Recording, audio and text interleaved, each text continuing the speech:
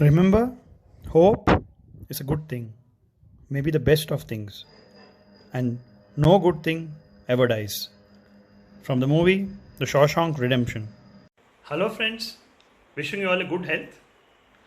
Today's video is about a very daunting question, which is even in my mind and which most parents ask me. When can we actually start sending kids to school? And also, what if school reopens, do we send our kids? See, it's a big dilemma, and let us see logically by an explanation what I have understood after seeing the two waves, why we should only send all our kids to school when at least 80% of them, I repeat, at least 80% of the children between 2 to 18 years should be vaccinated. This is again based on just my personal review and it's just my personal opinion. Before I start, let us just see this video. It's based on hope. It's based on a lot of positivity. It's from a movie called The Shawshank Redemption. It's an English movie. And after the video, let us see the logistics behind when to send our kids to school. I hope I can make it across the border. I hope to see my friend and shake his hand. I hope the Pacific is as blue as it has been in my dreams. I hope. See, subconsciously or consciously, we are all actually hoping that this COVID pandemic ends soon. Kids get back their normal life. They start going to school. They enjoy with their friends. We all take that one family vacation that has been long due. We are all hoping for the best. Now, let us just analyze the situation first and then let us hope for the best.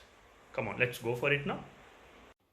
As I've already explained in my previous video on herd immunity, all the green color people represent those who have been vaccinated. So, let us say this is the family, parents, grandparents. Even if they get exposed to a COVID positive patient or COVID positive case, and let us say the family member exposes the kid and the parents. Now, since all the family members are vaccinated, the child is automatically protected. So this is herd immunity. It applies when the children are at home with vaccinated adults. I repeat, herd immunity will protect the kids when they are at home with other vaccinated adults. Now let us see what happens in school. If at all we compulsively send children to school and they are not vaccinated, we should not forget the basics. COVID survives on the 3 C's. That means closed space, crowded spaces, and close contacts.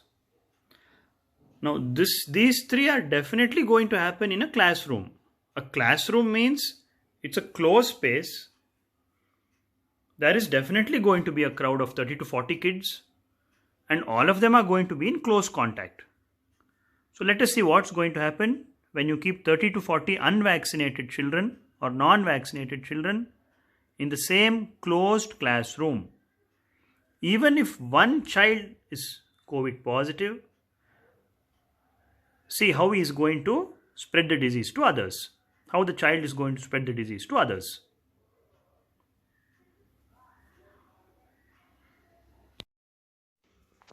See, let's imagine this is the COVID virus and look at it, just look at the notorious virus. It's waiting with wide open eyes at the next chance to pounce on us. See, now you may ask, anyway, kids are going to improve with mild symptoms. It's not going to affect them much, so we don't have to wait till the vaccination. But what you need to know is our country is a huge country and there are almost 45 crore. That's the population between 2 to 18 years, 45 crore. So now, let us say in this 45 crore, we reopen the schools before the kids are vaccinated. And even if 10% get COVID, that is just 4 crore. Then just see what's going to happen.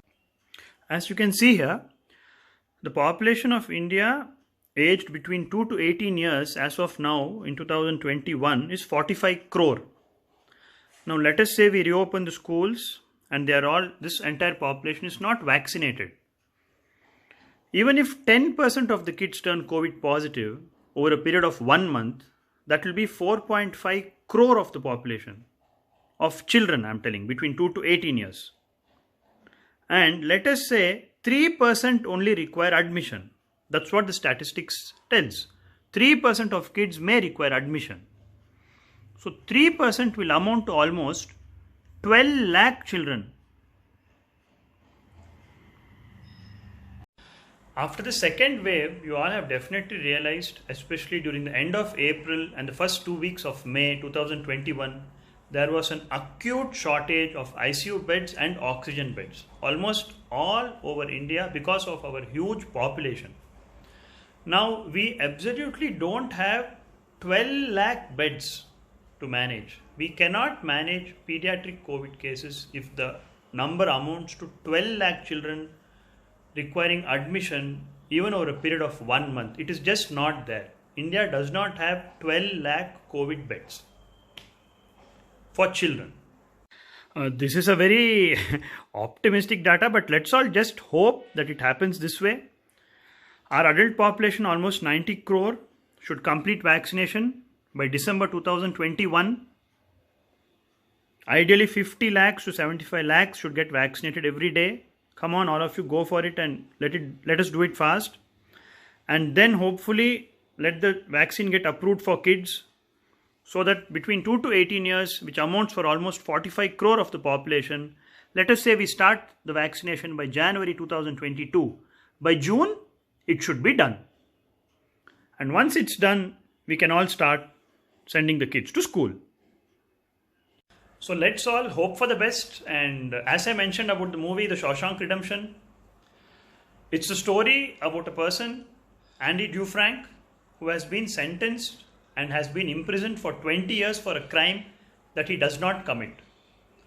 So definitely we all have not done anything wrong, but still for the past 1.5 years, we have all been facing COVID.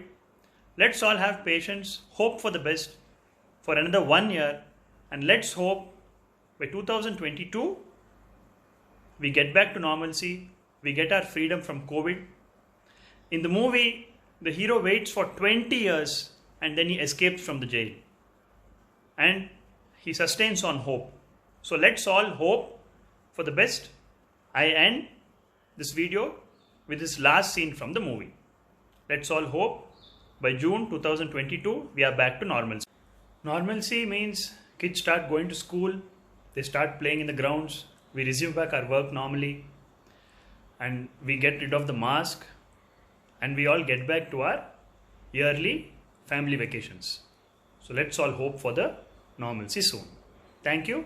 Stay safe.